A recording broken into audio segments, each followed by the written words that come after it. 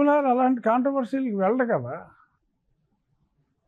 అసలు నేను అలాంటి కాంట్రవర్సీ జోలికే వెళ్ళను.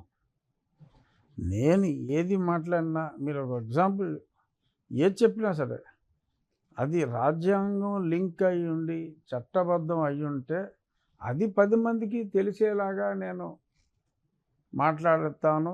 చెప్పిన సంగతులు ఉన్నాయి తప్ప అదర్వైజ్ నేనేమి మా పార్టీలో వేరే వాళ్ళతోటి కాంట్రవర్సీలు కానీ మిగిలిన నియోజకవర్గాల్లాగా సో అటువంటివన్నీ అసలు ఉండే అవకాశమే లేదు.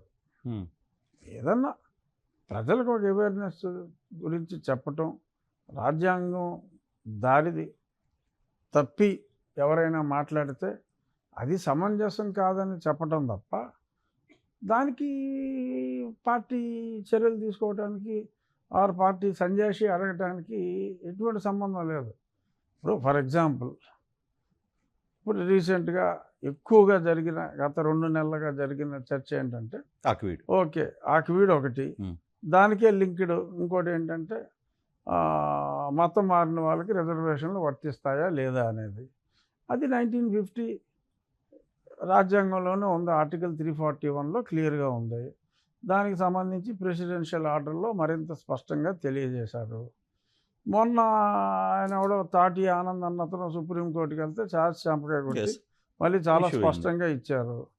సో దాని గురించే తప్పుగా అన్వయిస్తూ కొంతమంది కుమారులు మాట్లాడుతూ ఉంటే ఆ కుమారులు చెప్పింది తప్పు. ఎప్పుడో 1950లోనే కాదు, 1936 ఇండియన్ యాక్ట్